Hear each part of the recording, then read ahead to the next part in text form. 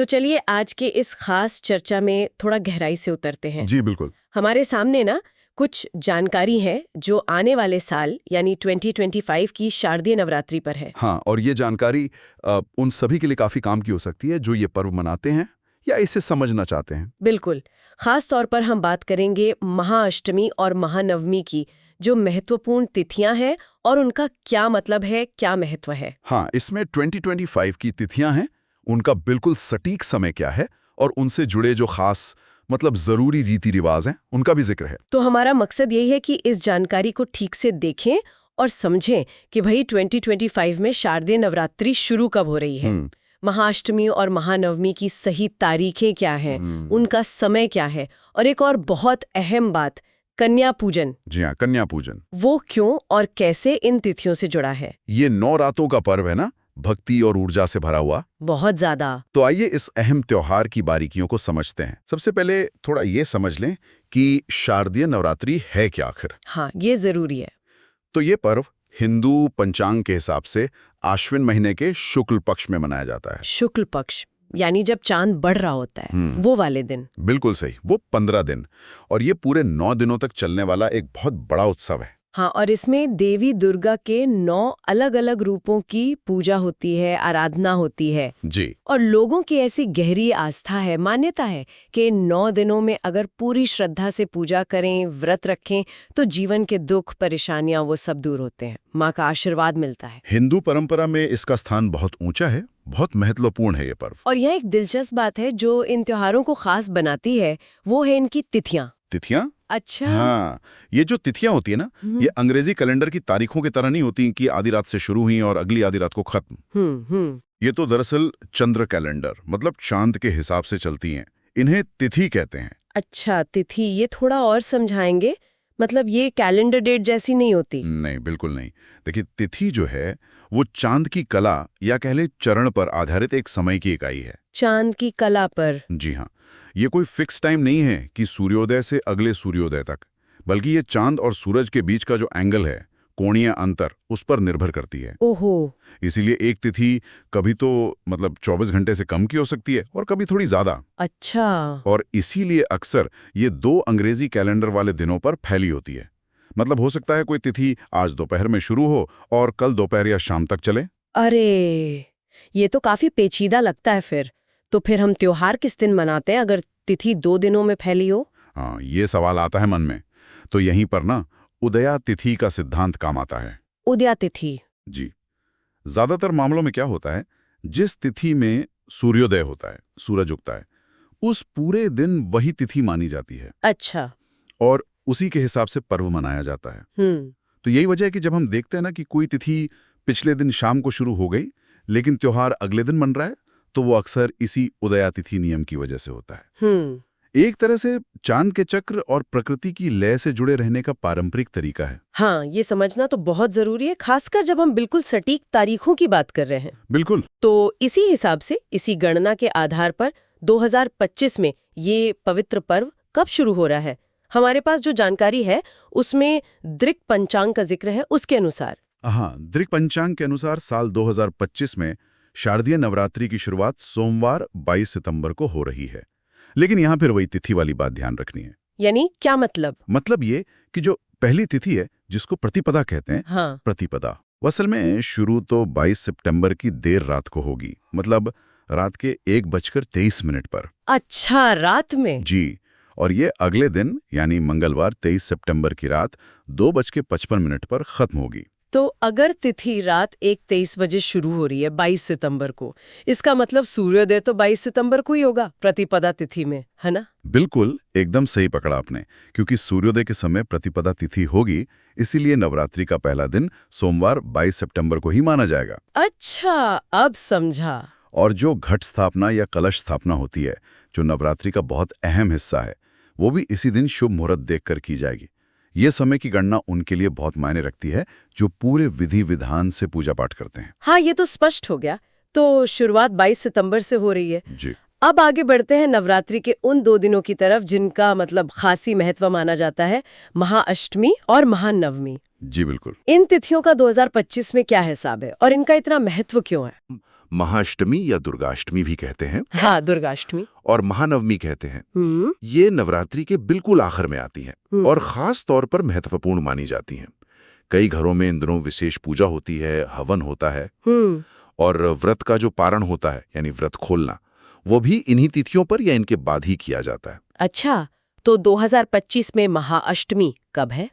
जानकारी के हिसाब से तो ये मंगलवार 30 सितंबर को मनाई जाएगी। जी हाँ, दिन तो मंगलवार 30 सितंबर ही है, लेकिन यहाँ भी वही तिथि के समय वाली बात है।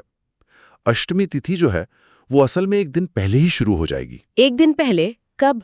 सोमवार 29 सितंबर की शाम को ही, शाम 4:31 पर अष्टमी तिथि लग जाएगी। अरे वाह!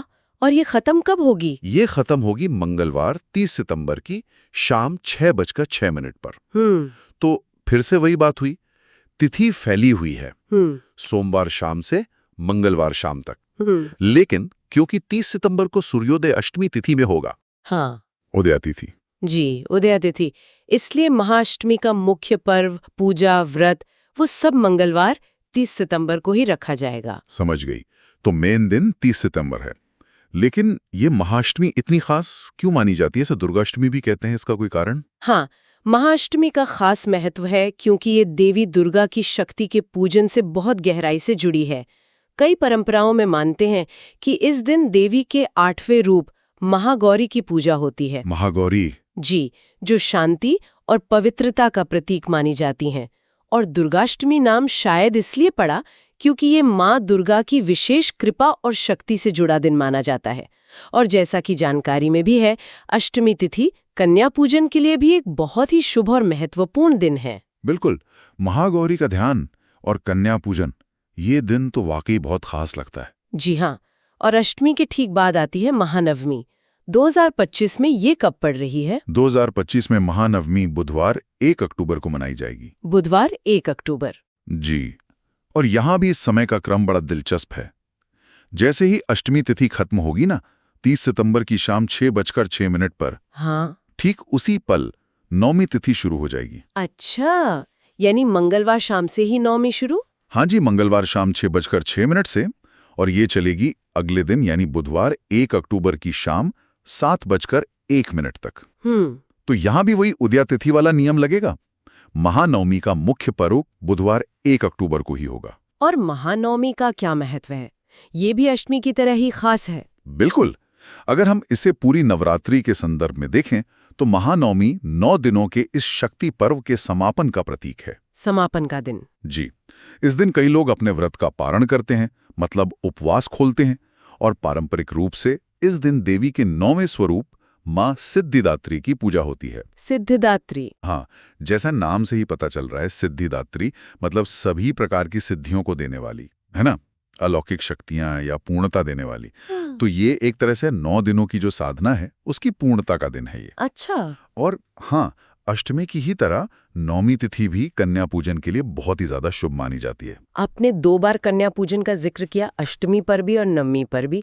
ये सुनने में ही एक बहुत सुंदर और मतलब दिल को छूने वाला सा रिवाज लगता है भी। इसके बारे में थोड़ा और बताएं, ये क्यों किया जाता है? कन्या पूजन, हाँ, इसे कई जगह कंजक पूजन भी कहते हैं। ये शारदीय नवरात्रि की पूजा का एक बहुत जरूरी और अभिन्न हिस्सा है। इसकी जो मूल भावना है वो बहुत गहरी और सुंदर है।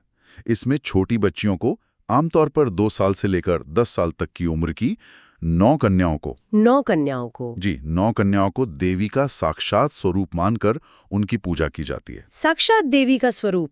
अरे वाह, ये विचार ही कितना पवित्र है। बिल्कुल।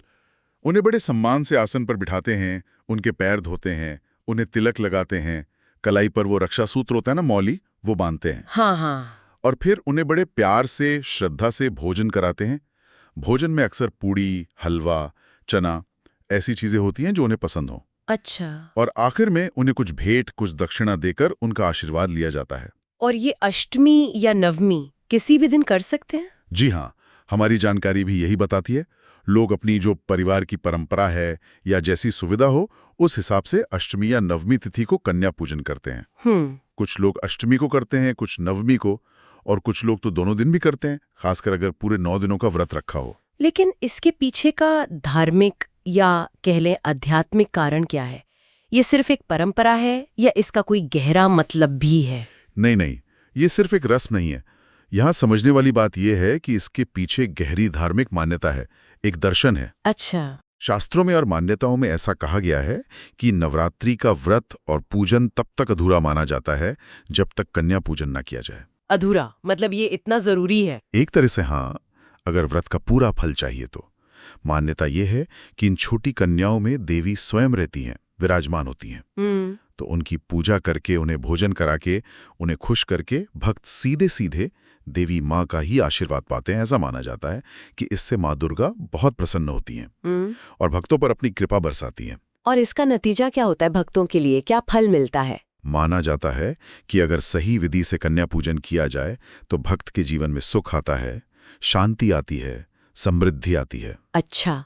नवरात्रि व्रत और साधना का पूरा फल मिलता है। लेकिन देखिए, धार्मिक फल से भी आगे बढ़कर ये जो रिवाज है, ये समाज में स्त्री शक्ति के प्रति सम्मान, हाँ बिल्कुल, और छोटी बच्चियों में देवत्व देखने की भावना, उसको भी मजबूत करता है। ये एक बहुत ही पॉजिटिव और ऊंची सोच वाली परंपरा है। वाकई ये तो बहुत ही सुंदर और सार्थक परंपरा है। बच्चों में ईश्वर का रूप देखना और खासकर कन्याओं में देवी का, ये सोच ही अपने आप में कितनी अद्भुत है। जी।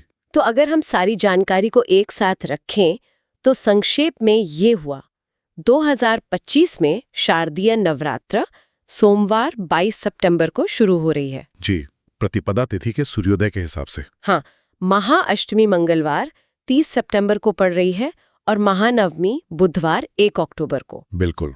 और इन दोनों ही खास तिथियों पर या किसी एक पर कन्या पूजन का विशेष विधान है, जिसे नवरात्रि व्रत की पूर्णता और देवी की कृपा पाने के लिए जरूरी माना जाता है। ये तारीखें और समय जानना वाकई त्योहार की तैयारी में बहुत मदद करेगा। बिल्कुल सही सारांश है। ये स्पष्टता खासकर तिथियों के शुरू और खत्म होने के समय को लेकर जो अक्सर कंफ्यूजन होता है, उसे दूर करती है। हाँ, वो तो है। और ये जानना भी बड़ा दिलचस्प है कि कैसी ये पंचांग पर आधारित गणनाएं हमें हजारों साल पुरानी परंपराओं से जोड़ती हैं। हाँ, ये देखना सच में बहुत फैसिनेटिंग है कि कैसे ये प्राचीन ज्ञान और परंपराएं आज भी जिंदा हैं और पीढ़ी दर पीढ़ी निभाई जा रही हैं। देवी शक्ति का ये 9 दिन का उत्सव, ये वाकई श्रद्धा, ऊर्जा और उत्सव का एक अनोखा संगम है। बिल्कुल, जो हमें अपनी जड़ों से जोड़ता है। सही कहा। और शायद ये भी कि कैसे इन परंपराओं का जो मूल भाव है, चाहे वो प्रकृति के चक्रों का सम्मान हो जैसे चंद्र कैलेंडर के जरिए, या फिर स्त्री शक्ति का पूजन हो कन्या पूजन के जरिए, वो आज भी उतना ही प्रासंगिक है, उतना ही रेलेवेंट है। बिल्कुल। और यहाँ एक विचार आता है मन में, जिस पर शायद सुनने वाले भी सोच सकते हैं जी, कि आज की इस भागदौड़ भरी जिंदगी में इन पवित्र तिथियों और रिवाजों का पालन सिर्फ एक धार्मिक कर्तव्य ना रहकर व्यक्तिगत तौर पर, मतलब पर्सनल लेवल पर आध्यात्मिक शांति और जुड़ाव का माध्यम कैसे बन सकता है? ये एक अच्छा सवाल है। या फिर समय के साथ इन परंपराओं के रूप में क्या बदलाव आए हैं और उनका जो असली मतलब है, जो मूल तत्व है, उसे कैसे बचाए रखा जा सकता है? खैर, ये सोचने के लिए एक बिंदु है।